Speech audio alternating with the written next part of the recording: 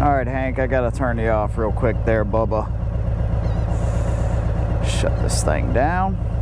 All right, so what's up? Welcome to the channel. My name is Headshot. Thank you for joining us.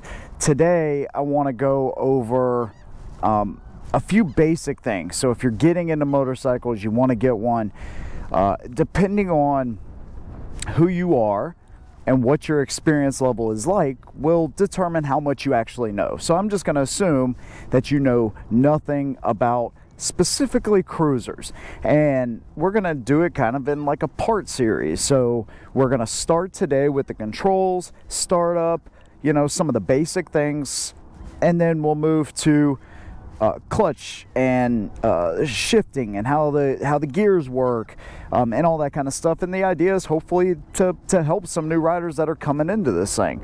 Now, there's some things I don't feel qualified to tell you. You know, doing tight 18-foot U-turns, Jerry Palladino's for that. You know, that's not me. I'm not there yet, but there are some things that, you know, these basic things that hopefully maybe it'll just give you a little bit of confidence to just kind of you know, maybe get into this, hopefully. So yeah, so let's go ahead and start. So basically, the very first thing that you're going to want to do, whether you've already bought a bike or you're looking at buying a bike, when you get on this thing, all right, obviously you have your kickstand, right? So that's going to be the very first thing you either want to put down or bring in when you either get on or off the bike. Okay, I know it seems basic, but that thing is super important. Okay, and this bike isn't going to go anywhere. There's like a little lock, so it'll rock a little bit. It might move, it might freak out a little bit, but it's not going to move. It's got a little tab in there, so it locks properly. All right, so you can get on from the right side if you want to. Most people, I think, get on from the left side of the bike, but you know, there's plenty of people saying, you know, doing it from the right side is fine too. So yeah, get on the bike. Very first thing you want to do is get that kickstand up. Now, if you have a passenger, if you're at this point, hopefully you don't have a passenger.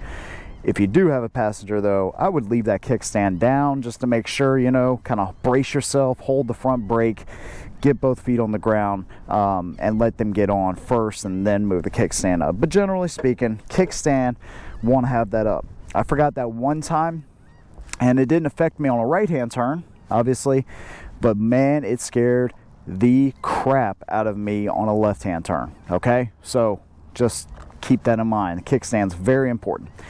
All right, so basic startup. So yours may look a little different than this. This is a 2019 Street Glide. It's keyless ignition, so I have a little fob that I have to have within like 6 feet of the bike for it to actually start up. My ignition is here. Yours may be on the side. This is primarily, you know, cruiser riders. But even if it's a sport bike type like what my man has over there, you might have a key right here that you turn on. All right, we just need to get power to this thing. Let's make sure the radio doesn't come back on, which I'm sure it will. Do do do do do do do do do do do do do do do.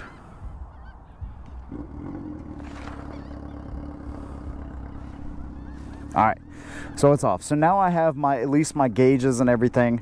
This bike is set up, obviously I have my fuel, speedometer, tach, and voltmeter, okay? Basic controls here. So pretty much every bike is set up like this. You have your clutch over here, you have your brake over here, I have my horn here, high beam, low beam, turn signals on my bike, at least on Harleys. It's there's one on each handlebar, all right? Push to talk. And then I have some other things here I can control the screen with, the little back button over here. This is a back button as well, okay? So every bike's gonna be different in that regards. The Indians have a lot of controls too, adjustable windshields, things like that, a lot of cool things actually. So I also have a switch here that I added, that's for my auxiliary lights up front, okay? Once we get to this point, you're either gonna have two ways of starting up the bike. So here's my kill switch here, all right? That's in case of an emergency. Some bikes, even if you have it, see that N right there, even if I have it in gear, with some bikes, if you pull in the clutch all the way, we're gonna turn the fuel pump on, All right, you can hear that. Gives the fuel pump power. On this bike, here's my starter right here. All right, see how it's not working? I have to have the bike in neutral on this particular bike. All right, there we go. It's started up. So it's as simple as that. And you know, there's not a whole lot that goes into it. If you've ridden dirt bikes and stuff, you're probably like, dude, you know, give me something more than that. But in the next video, I will give you a little bit more than that. If you've ridden dirt bikes, you probably have a good idea anyways.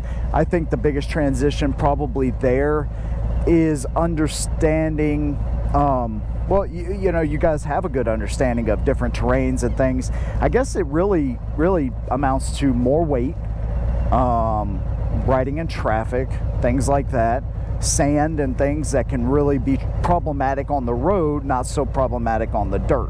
So, you know, whatever, everybody's different, but that's the basics of at least getting the bike started. Right, so in the next video, we'll actually get this thing moving a little bit, show you the gears and the clutch and how that works. So stay tuned, make sure you subscribe. Thank you for watching. We'll see you in the next one. And as always, hold the rubber side down.